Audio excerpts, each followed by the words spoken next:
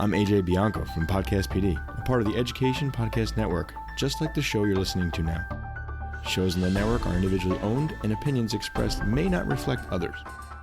Find other interesting education podcasts at edupodcastnetwork.com.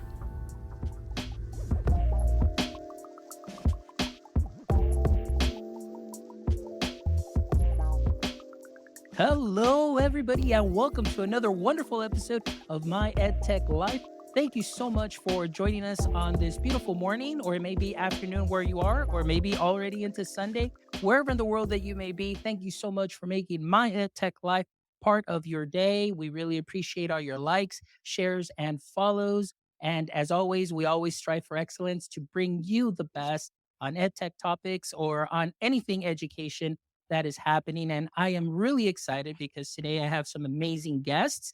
We have SJ Bolton, who is joining us, along with Bonnie Nieves. So I'm just really excited to talk today about Labster. We're going to be talking about virtual labs and how we can engage learners through this.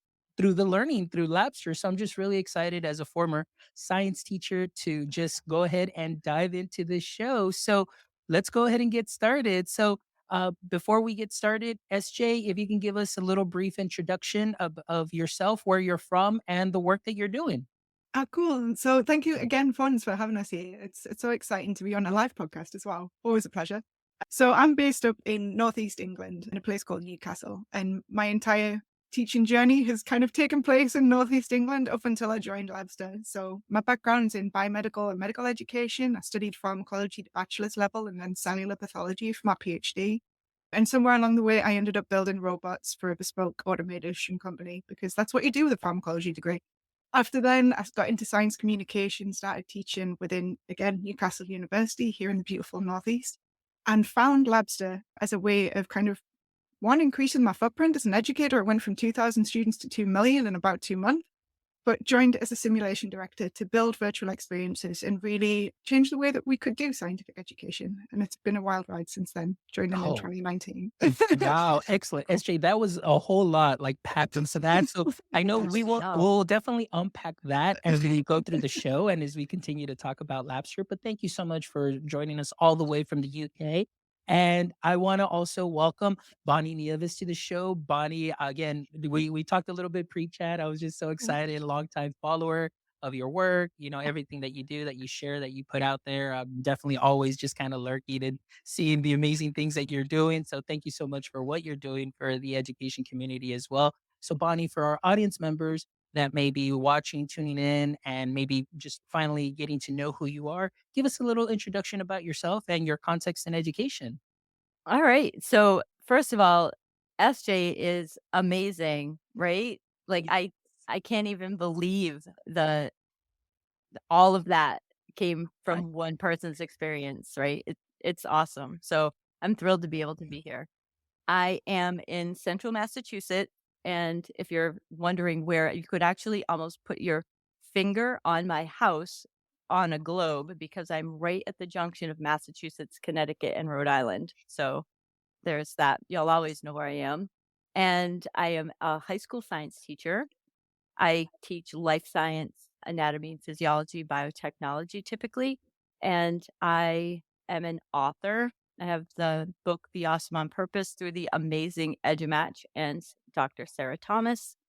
And I've started a consulting company called Educate on Purpose, and I'm rolling out some new online courses this year. So I'm pretty happy about that.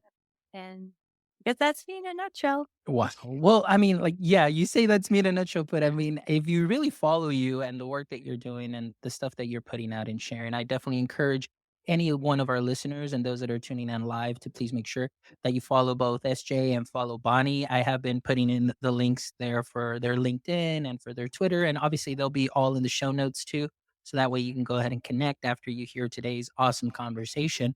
So, ladies, let's go ahead and dive right in. I'm interested in hearing about Labster and virtual labs. So, one thing that I loved about this, going to the website, and the first thing that to me just really popped out was where it says empower the next generation of scientists. And like I was talking to Bonnie earlier, pregame, it's like being a former science teacher, definitely very excited about, giving students those learning experiences, whether it was hands on. I was telling Bonnie, when being a science teacher, our science lab wasn't the best equipped. So I was like always at the dollar store buying things that we can use and we can go ahead and do hands on, but to give those students the experiences. And it was wonderful documenting their learning, putting them in stations where they rotate, their documenting, using their devices to record and being scientists. And it really exciting, for them. So we'll start with SJ. SJ, your work there through Labster. Tell us a little bit about the overall picture of an encompassing goal of Labster. For sure. You've really hit the nail on the head when you mentioned, labs not being always the best equipped, especially at high school level. So we kind of have our two missions. One is very much higher ed and high school. And when it comes to high school, science isn't something that a lot of people really aspire to be in. There's not a lot of scientific capital within the student body. So what Labster really wants to do is create time and space for students to realize their curiosity about science and realize it's not just one thing. It's not just biology. It's not just chemistry. There's this whole raft of intersections within these different disciplines that we think of as discrete. And it can be a lot of fun. And let's be honest, like, who doesn't want to go into a lab and kind of explode the thing when you're told not to explode the thing? So we use a lot of productive failure in the virtual environment to allow students to explore, curiously explore the procedures, say, for example, in a technique-based lab, or to explore the concepts that they don't get to see every day. So say, for example, you're teaching chemistry, you're talking about atomic number. You're never going to be able to show an atom in its native environment so much. So, you go in, you take a look, see how the protons and neutrons, they sit together, all that kind of thing. It really brings those abstract concepts to life and really helps with mental model building. And if we can get those foundations dialed in, it just helps students level up as they go through their education career. Yeah. So anything we can do for equity building, I think that's at the heart of what Labster does best. I love that. A couple of things that you hit on is just, sometimes, the kids, they don't say like, oh man, I'm going to grow up and be a scientist. And well, a couple of things like you mentioned too. It's like either, labs can be very poorly equipped where they don't get that hands-on experience or get inspired and feel like, wow, this is something that I can do, but also just that representation of, hey, wow, that person looks like me and they're doing this and something to get them excited about. But absolutely. But mainly it's just like you said, just getting them engaged and getting those experiences that they may never have, because that's one thing coming into education that it kind of had to learn real quick, because like I was telling Bonnie, I didn't go through the traditional education route. I came from marketing and sales, and coming into education, well, it's about knowing my customers, knowing my students. And so I always joke with people, back in 2005, I was doing personalized learning before it became a buzzword, because I had to sell the subject to 30 different customers and not everybody's going to buy it the same way. But what you learn in there real quick is that not everybody's dealt the same cards, and the access that others may have. And so what can we do to make sure that everybody gets these experiences that otherwise they may not have if they're at home, because they don't have access, they don't have the technology. So I absolutely love that aspect. So now, Bonnie, I want to jump over to you now, as using this, tell us your experience or the Labster experience for you and how it has worked for you. So there's so much to talk about. That is a huge question. I'll start with the building equity using it, because there are kids that come from, actually at the high school level, they potentially could come from a lot of different districts with different backgrounds and different science lab experience. So with Labster, it gives kids an opportunity to have a level starting point, right? Where everyone has this common experience that we can build off of. And regardless of the amount of previous experience they have, everyone has an opportunity to use that same lab equipment.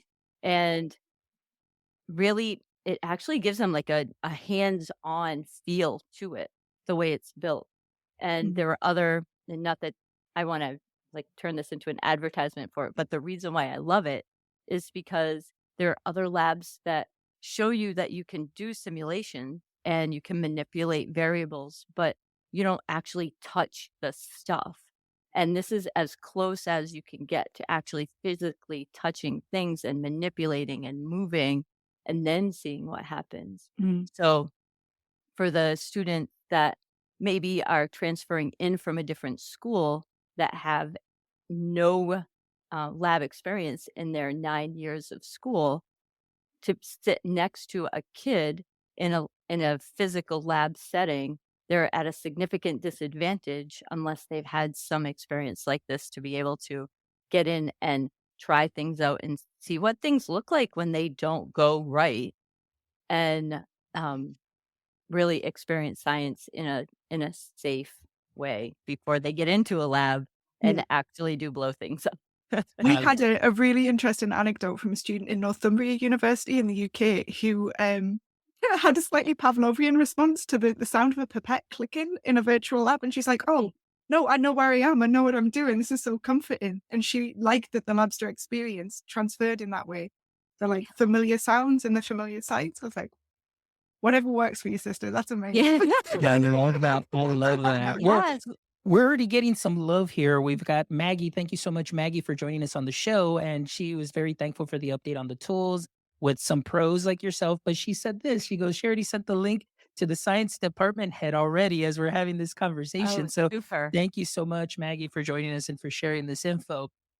So yeah, let's talk a little bit more about that, SJ, as I'm kind of going here through the website. And of course, we do have some questions that I do want to ask that we're going to dive in. But what I'm seeing here is I love the fact that I can go in and explore labs. And right now, currently, you have labs for the levels that are in high school, for professional and university and college. Now, will there be maybe any plans in the future for making labs for the maybe elementary space that would be made available?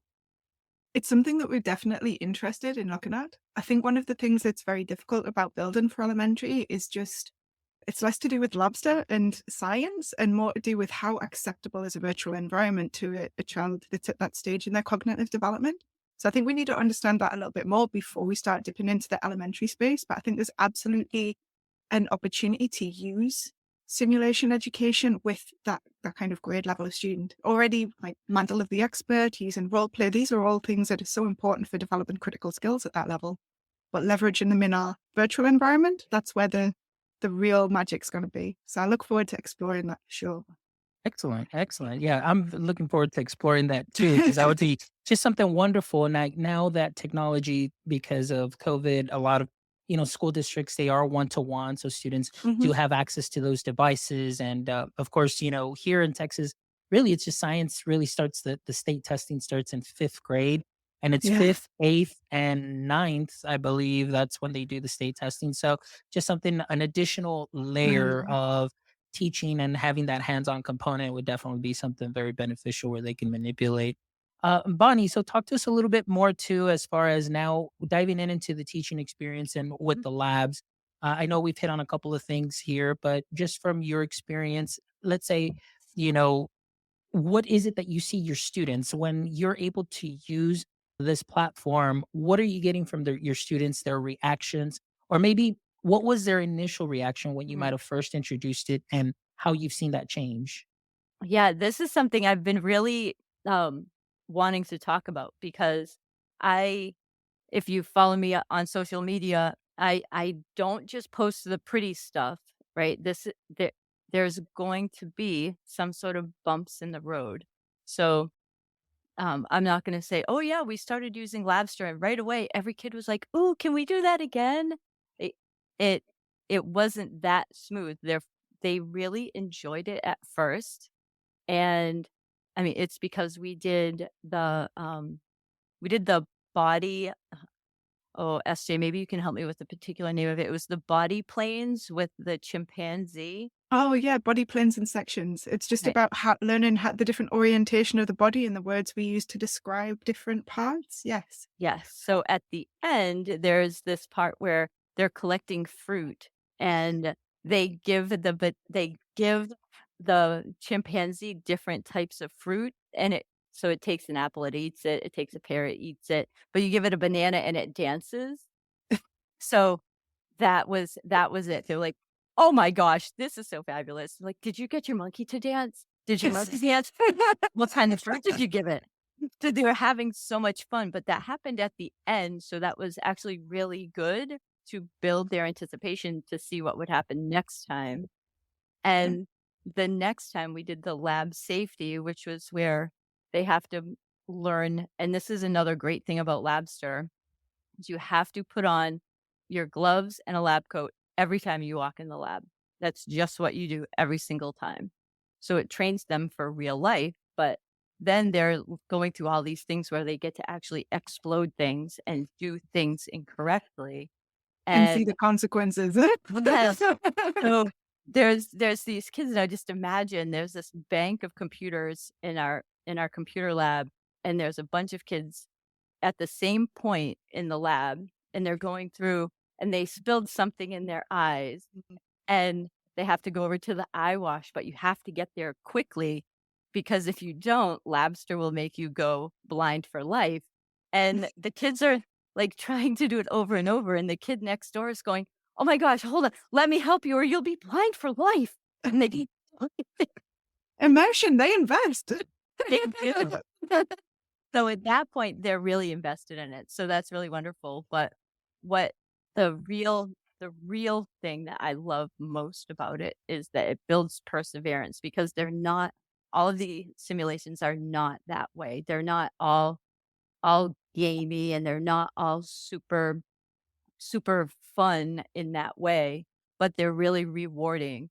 And there are kids that are the kids that aren't familiar with computers because there are actually still some kids left that don't use computers 24 hours a day. They have some difficulty moving in the environment and it takes them some time to get used to. So the we've been using it weekly for oh my gosh, I think since October. And now at this point, every student actually does say, "Oh, this is Labster Day, right? We get to go down and do the Labsters." And in their science fair research that they're working on, they're actually citing their Labster experiences in in their science in their science fair research papers. So it it does take some time for kids to get used to maneuvering in that environment because it is the most realistic simulation I've ever seen. And then once they do, then they're all in with it. So if you're a teacher that's trying it and the kids start to lose their enthusiasm, please stick with it because it really, really will be worth it. Excellent. Now, Bonnie, I didn't get to ask, but what grade level is it that you are using Labster with? I right now I'm using it with 10th, 11th, and 12th graders, and Okay. that's a variety. I have co-taught science class, and I have honors, so it's with every academic level.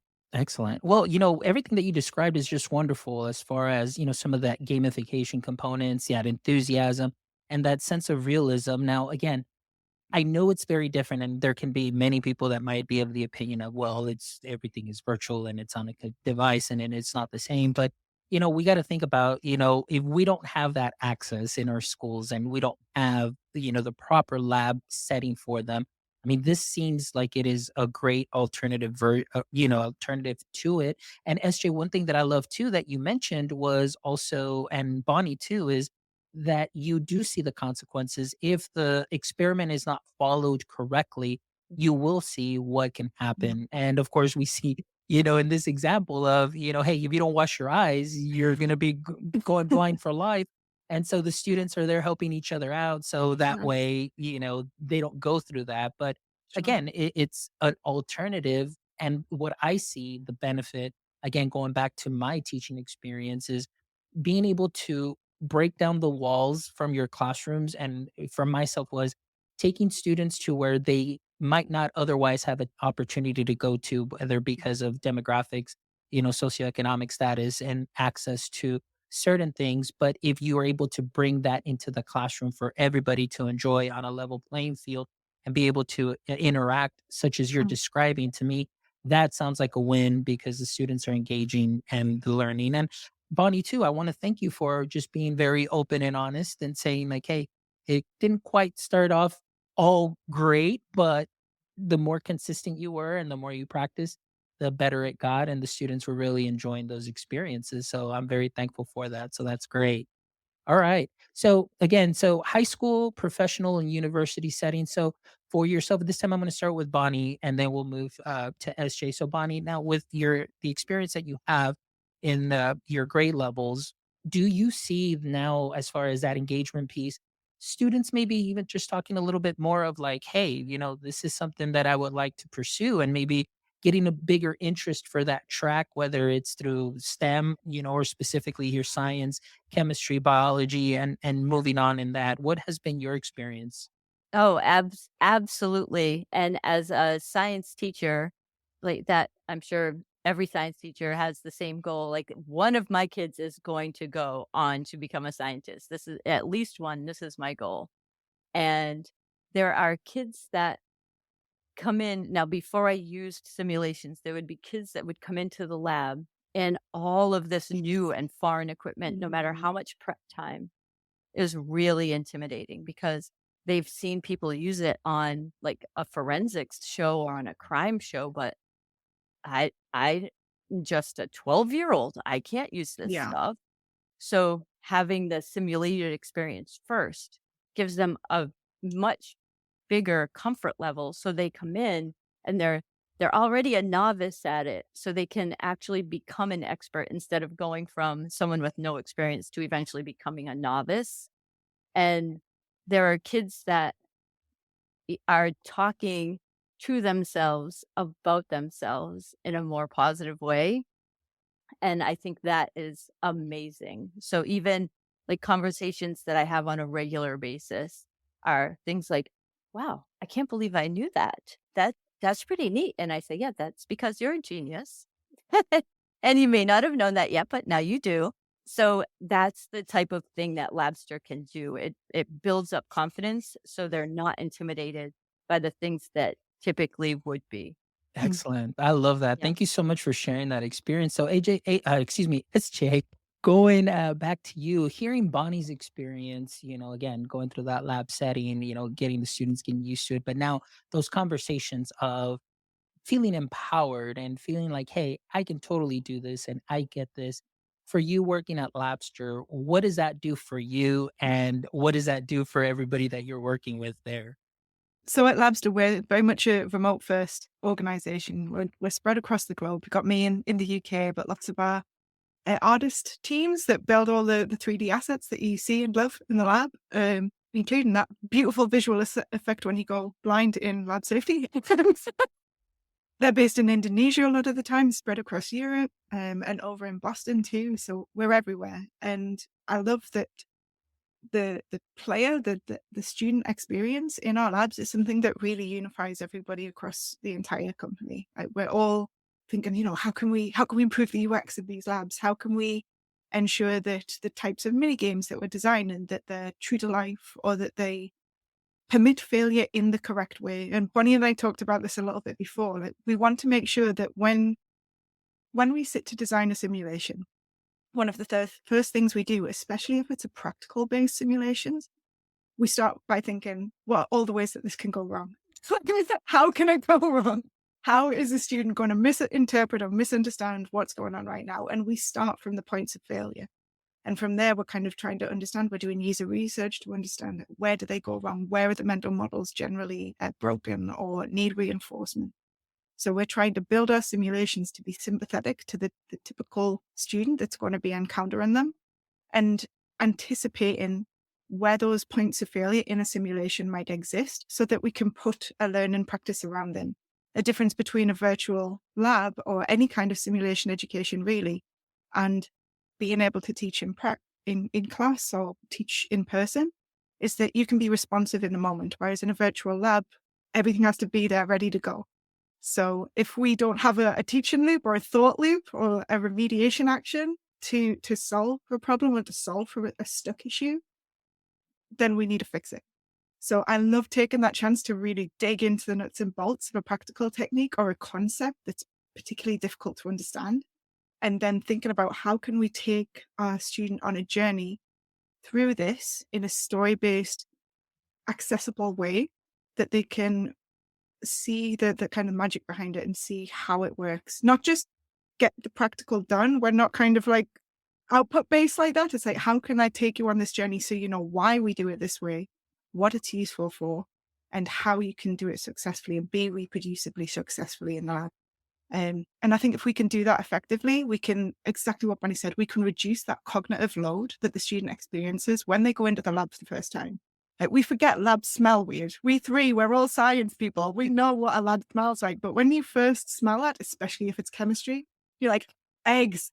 That sensory overload, like if we can reduce the cognitive load of like, I've been here before, I know what this equipment is, I know what the procedure is going to look like. You've got more RAM available to deal with the weird smells and the lab coat and the textures and the sensations and the weird lighting. So anything we can do to make somebody feel that little bit more comfortable and engage with the experience in a meaningful way, I think that's awesome. And it's so encouraging to hear Bonnie kind of latching in, and we're only one part of the story, right? Bonnie's crafted this whole scenario around using virtual labs that really enriches the experience and ensures that the students take something away from it. It's just not a one shot that's done in a isolated space and time. It's part of the curriculum. Excellent. Now, one thing that I loved, SJ, that you mentioned was going through the experience and actually kind of getting the why you're doing this. And again, oftentimes in education, I mean, it is so fast paced. You got to go through a curriculum and it's just go, go, go, go. And students are just boom, here we go. We're just going to go right through it. And there's no room for the why. Like, why are we doing it this way? No, well, this is just the way it's going to be done. And just follow these rules and follow this and everything. But what I love that you said is just the goal is to not just be output based. And oftentimes, in my experience working in a school district with the myriad of platforms that are out there, a lot of it is just output based. It's like, okay, do this. Okay, here's the output. Do this. Here's the output. But the way that you describe Labster and the way that I'm imagining it too is just being able to go through this step by step. You're still putting in, you're seeing results. But I love that you said we want to add that why component. Why are we doing it this way? That oftentimes as a teacher, you may not have that time because either your time is so short. And, in my district, we do what is called block schedule. So students only see, for example, their biology teacher, they'll only see them from, I guess, August through December, and that's it. And then they move on Wow. to their next science. So time is something that is valuable. So that's why a lot of students may Yeah. miss out on those. So that's one thing that I love that you mentioned that Labster offers. How frustrating is it though? I remember as a student, and I'm a perpetual student, so I'm in the middle of a welding course right now. How frustrating is it to be told, this is how we do the thing exactly as I'm telling you to do it. And you go, well, why? Surely it would be easier to do it this way. And it's like, don't mess about, do it the way I've told you. I find that incredibly frustrating. And I think a lot of students do too, especially when you're you've got the curiosity to ask that question and then somebody comes along and squishes it, right? Yeah. So if you can play a simulation and get your whys out and maybe satisfy some of them themselves, the sense of accomplishment of discovering the why can be enough to maybe drive a little bit of intrinsic motivation to stick with the course, get the course finished, right? So just little touches, little boosts along the way to really empower the teacher, empower the Bonnies of the world to have students that are coming to the class ready to engage as well, I love that. Now, SJ, I just have to ask because now I'm curious. Is your welding course an in-person or is it a virtual welding course? It's hybrid. Okay. There you go. See, I was curious. I just had to ask because I just wanted to double check. So I still Yeah. have to be assessed in person. I have to be able to demonstrate that I can weld, but a lot of my teaching components are sent through video to learn weave patterns and things like that. So it helps keep the course affordable because you're not going through so much metal and the price of metal. But I turn up to class understanding what particular welding patterns are, and then I try and do them. Excellent. Thank you so much for Wow. sharing that. So, Bonnie, Wow. I want to go back to you now, getting the teacher side. Now that SJ, one of the things that she touched on was, that it's not just an output. you've Mm, described a little bit about how the course works for you, what you've seen, but for you as a teacher, how important or how big has the impact been of being able to use Lobster as far as being in that time crunch? Now, I'm not sure how your classes are scheduled, but I mentioned here in our district, it's block schedule and it's like 3 months, you're in, you're out, and you move on. Not sure how things may run over there, but as far as the time for you, how has Mm. Labster been a game changer? So there's a lot of things I have to say about that. I'll start with I have full year classes and we have 1 hour long blocks. So um we're on a 5 and we're on a 7 drop 2 schedule. So we rotate and I see kids for just about 4 hours a week. But with that being said, I spend a lot of time on building executive functioning and social emotional skills. So, anytime I can save time somewhere else is really important. What I ended up doing and how Labster has helped me with that is not only having the kids prepared for a lab before they come into it, but also giving that bit of time for myself to step back while kids are working on the interactive, they're talking to each other. I can have them work in partners and like then they're building their social emotional and collaborative skills while they're doing that. But because I don't have to be supervising kids with actual glassware and chemicals and things like that, I can go around and have conversations about, oh, that's an interesting choice. Why did you decide to put that bacterium in that petri dish? Right. So it lends itself to lots of other conversation. And that's, I don't know if that really saves time because I'm spending my time doing something else, but it changes the way I use my time. Let's just say that it has really provided some important space for other skills. And what I like about that is that now you said, you have that you don't think it saves you time, but I mean, you're using your time in a different way. But I think just the fact that you're able to dive in deeper. And Mm. again, just through my experience, it's very much just sometimes it's just very superficial. You just go through things because you're either a self contained teacher in elementary where you're teaching all subjects. So you got to like go, go, go, go. And then, of course, sometimes you fall into those love lessons where there may be teachers that may not feel comfortable with certain subjects because they haven't taught it in a while. And then all of a sudden it's like, oh, now I'm teaching this. So it's kind of very superficial. But the fact that here with Lobster allows you to see that students to see that lab setting, but now you can go into deeper conversations with them and the whys and the hows and what do you thinks and all of that. And I think that I find that very awesome. Like, I'm just so excited about it right now, and I'm like, "Man, Oh, if I was in school and I had something like this, just the types of conversations that I would be able to engage with my students and what I could be able to draw out from them that they've never thought of before, mm, and giving them that experience is just something that's great because those skills become transferable. I mean, it's not just for science, they can use them in all areas of their curriculum, and so I think that that's something that is wonderful. So, now, Bonnie, I'll start with you again now this time. So, as far as the cost effectiveness of this, I know you mentioned, you don't have to worry about buying chemicals. You don't have to worry about buying like, fetal pigs or anything of that sort. So, how has your district embraced Labster on that side? so as a district, we haven't adopted it. It's myself using Okay. it with all of my students. Okay. So I have 125 students Mhm. using it. So if you can just, well, first of all, the comparison of Labster to another simulated lab um, company is a lot less. And I'll just leave it at that because I don't pay the Right. bills at the school, but I do some research. But imagine paying for the lab equipment for 125 students and to make the labs meaningful at the same time. What I've found over years, what districts try to do is put kids into bigger lab groups. So instead of working in pairs, students would work in threes. And we know that threes don't work because there's always one kid that gets left out somehow when there's an odd number. Oh, takes And a then, state back. Oh, you guys yes, know it. yes, yes. And there's too many hands and it actually becomes dangerous at some point.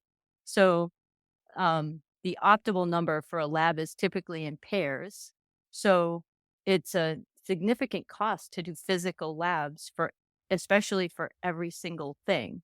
So as a teacher now, I can choose the labs that I think would be best for like actually manipulative hands-on labs and choose which ones are the most cost effective and use Labster for everything else. Like it's like we have not even talked about all of the variety of wonderful labs they have, the resources that they have, and the support that's built into it. Again, I'm not trying to sound like an advertisement, but it's phenomenal product. And just listening to SJ talk about how like all of the thought that is put into the design of it is evident from the minute you start using it.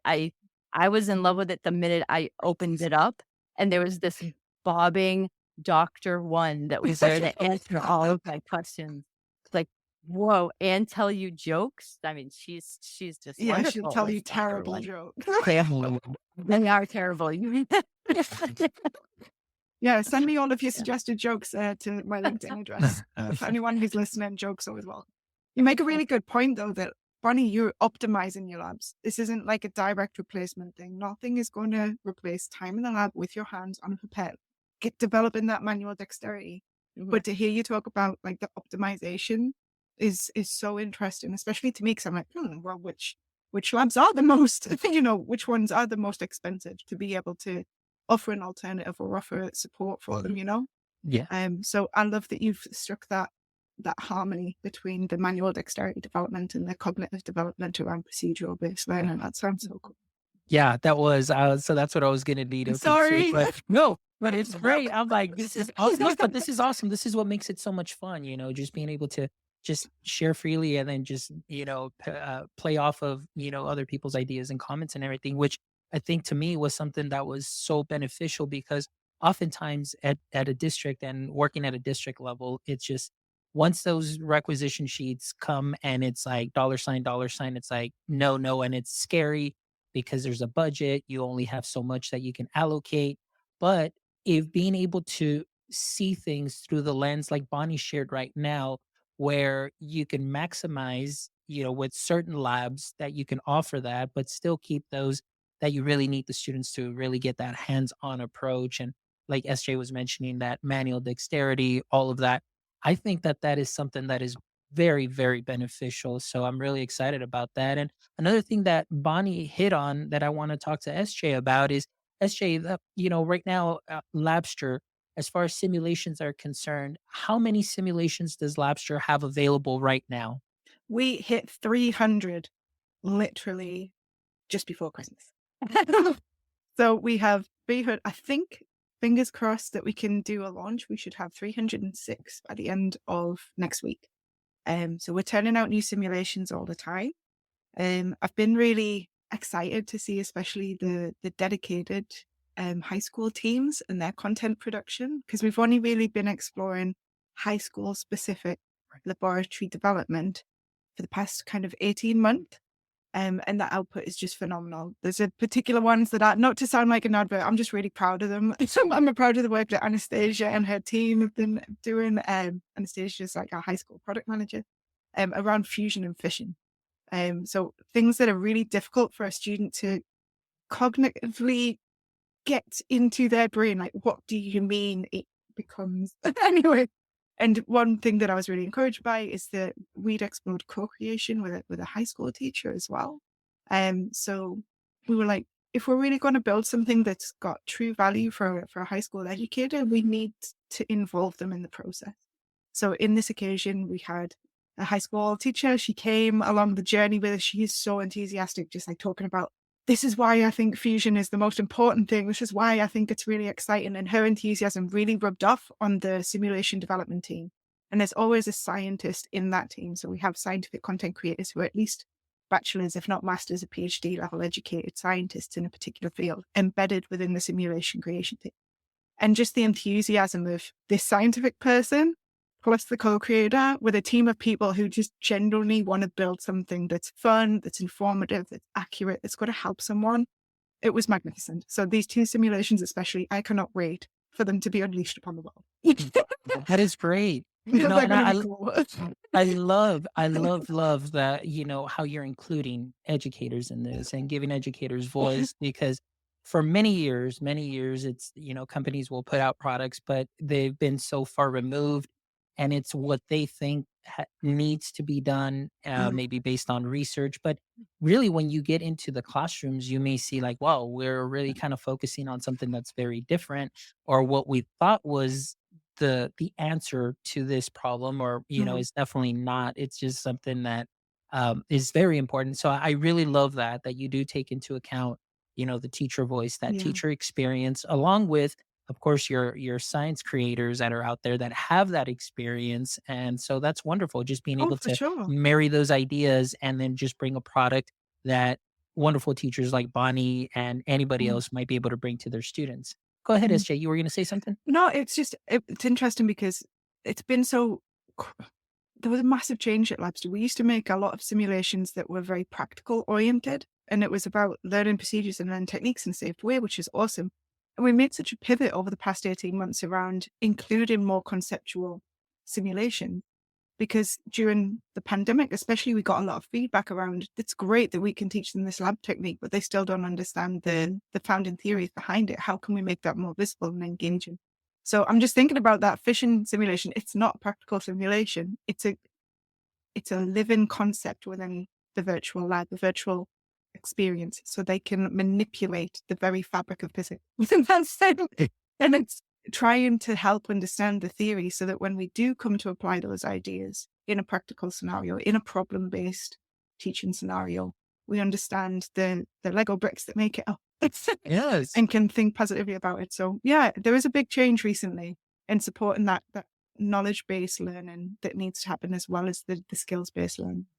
Excellent. Thank you so Super much. cool. Well, before we wrap up though, so Bonnie, I just want to come back to you. Now, I know you've said some amazing things about Labster, and of course, you're not necessarily trying to advertise, but that experience that you have, what I've heard from you is just how valuable it is. I love the fact that you've been able to pick and choose what it is that you need, and how you've been able to customize your class and your course based on what Labster has available, and then of course what you need to teach. So if you can just share before we kind of wrap up and into the last segment, for you, the biggest takeaways that you would love our audience members or anybody who's just learning about Labster for the very first time, what are maybe your top 3 takeaways from Labster that you feel are going to be beneficial to science teachers that would be using Labster? They're going to give kids a level of knowledge that, oh boy, sorry about that. I just completely like thought, well, maybe I should say something else. So their kids can move at their own pace through these activities and still have notes available to them, because another thing that we haven't even touched upon is there's this thing called a lab pad in Labster, that it is a box that hides down in the bottom of the screen, but when kids need help, they can click on it and it opens up and they can read a set of notes and get answers for themselves. So kids can move through, dig deeper at their own pace, and that is incredibly valuable. And another one of those time things that teachers don't know, where do I find the time to do that? This naturally builds in the time for that. And the second thing would be perseverance. It's different than most things kids have done before. It takes them some time to get used to all of the different ways of using a mouse and a keyboard, and seeing things that are completely different, learning new vocabulary before they get into the lab. And the last thing is, and what surprised me, is how kids really remember, because it's this really sensory experience that they can see things and touch things, and they remember so um so vividly that they can refer back to it later. And kids come to me and say things like, "Oh, there was that thing that I did. I don't remember the name, but I was looking at this and I learned about this. So I'd like the notes from that section." Like, wonderful. I know exactly where that is based on how you described it. And they really just wanted to use that so they could cite information that they already had. They didn't need to remember the information. They just needed to remember where it came from so they could cite it. So they had the knowledge and the vision to match with it. It was pretty cool. Excellent. That is Yeah. wonderful. Well, thank you so much, Bonnie, for sharing that. SJ, thank you so much for just the wealth of knowledge that you shared. Your experiences have been just something so valuable and just really get me excited and pumped up today. But before we wrap up, this is our last segment, and this is one of my favorite segments. So we'll kind of go back and forth as far as questions. And always love to end the show with the following three questions. However, I did change one of the questions just for this episode. So, so it's basically Oh, what you we got. rehearsed. No. It's no. Well, it's 'cause usually I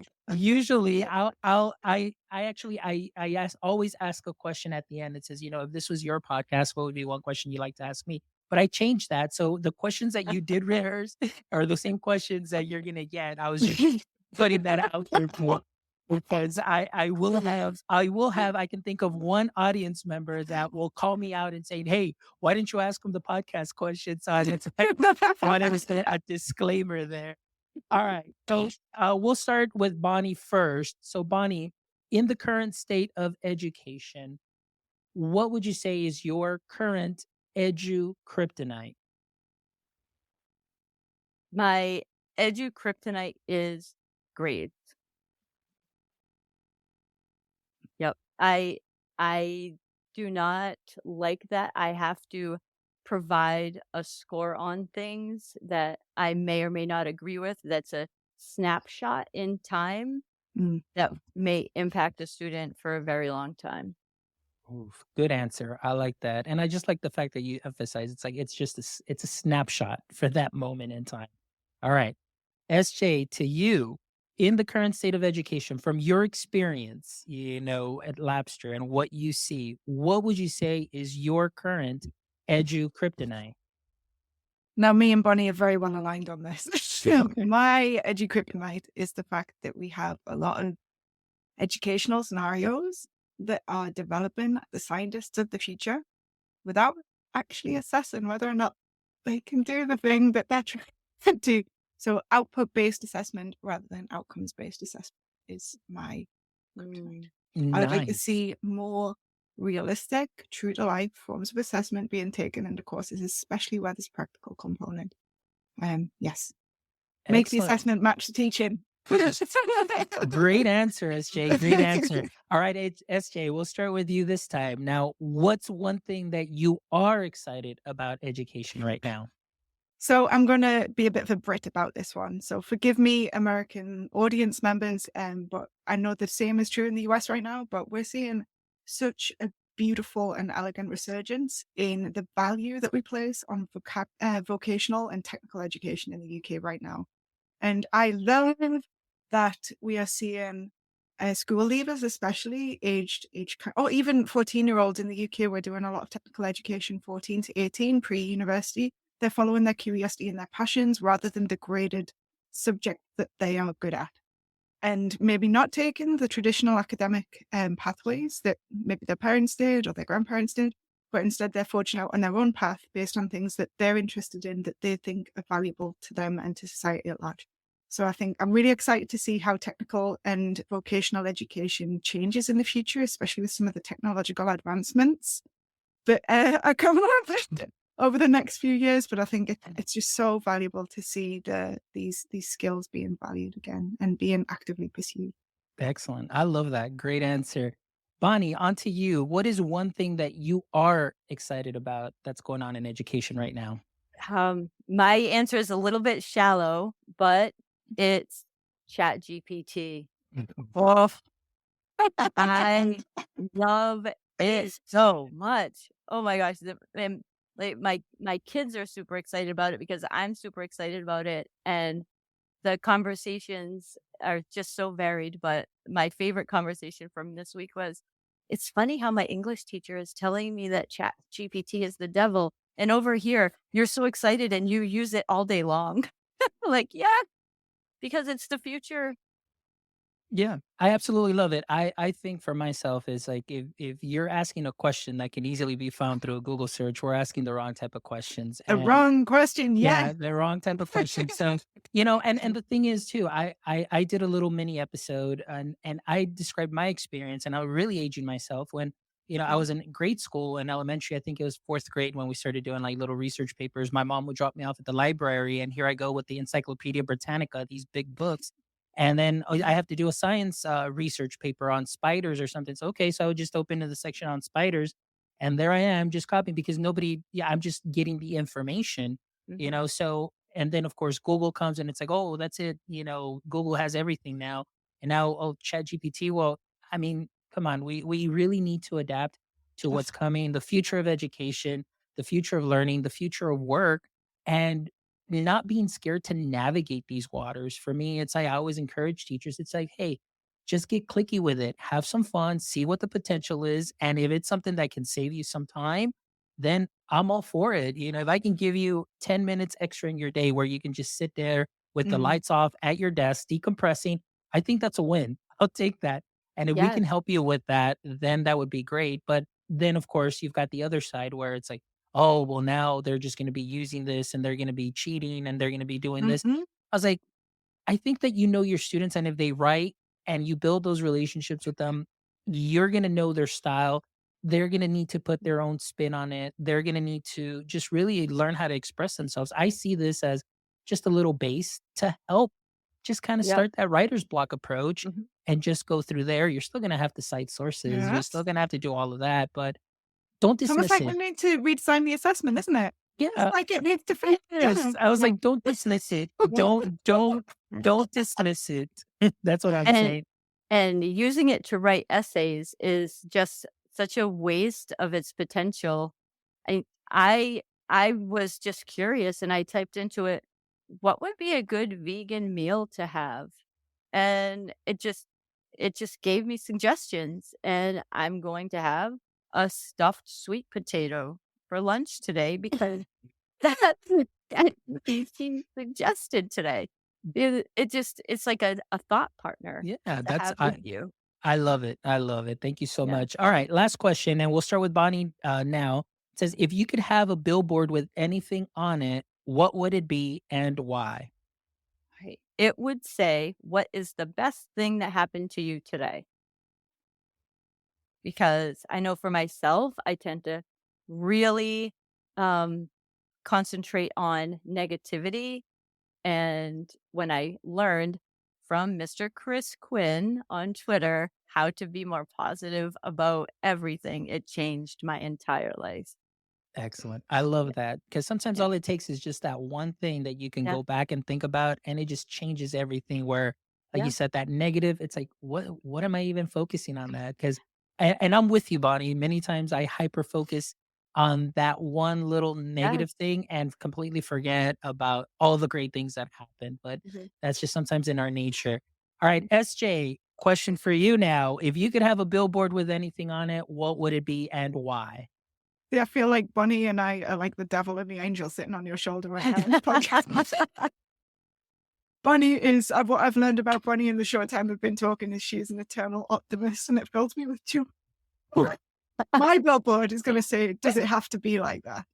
And it's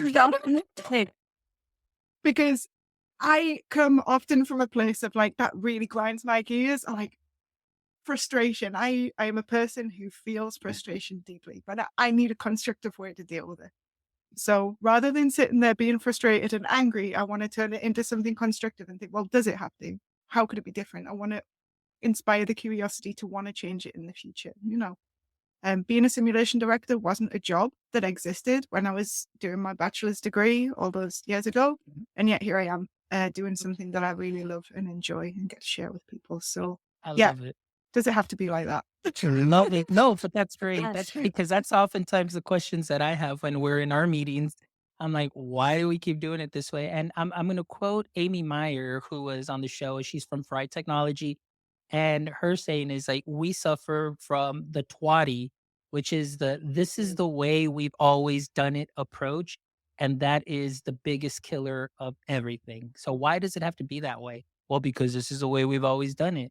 Well, it hasn't been working, but they still stick to it. So that's one of those things. So thank you, SJ, for sharing. But I have a little surprise because and I have one extra bonus question for SJ because she is from the UK and I have a lot of friends in the UK. But one question to you is clotted cream first or Don't. Who do you think you are talking about? You're going to cause a rift. So, I'm curious, clotted cream first or jam first? The controversial answer is it depends on the consistency of the jam. If the jam is runny, the cream must go on first. If the jam is solid, the jam goes on, the cream goes over the top. You have to assess the ingredients in front of you to find the right answer. All right, I'll take this. I love that. Very political. I love it. Great answer. Well, ladies, it has been an honor. It has been a pleasure. I'm so thankful for just the joy that you brought in this conversation. I'm so thankful for sharing your experiences, your enthusiasm for education. And this is what I love about doing this, just connecting with amazing educators like yourselves from around the world, sharing your experiences and sharing them with everybody that will be listening to this show. So thank you so much from the bottom of my heart. And to all our audience members that joined us this morning, thank you so much for making My EdTech Life what it is today. Please make sure that you stop by our website at myedtech.life, myedtech.life to check out this episode and the other 163 amazing episodes from wonderful educators around the world where you can take a couple of things, little knowledge nuggets that you can sprinkle to what you are already doing great. And as you know, our mission is to connect educators and creators one show at a time. And if you'd love to support our mission, please make sure you stop by our store where you can go ahead and get yourself some My EdTech Life merch. We've got some sweaters, we've got some hats, we've got mugs, we've got caps. So if you want to contribute to our mission, please do so by doing that. Thank you, as always, for all the likes, shares, and follows. Please make sure that you share this amazing episode. And again, thank you so much. All of the contact information for SJ and Bonnie will be in the show notes, and the show will be posted up shortly in about 45 minutes or so you can go ahead and catch that. But as always, don't forget, my friends, stay techie.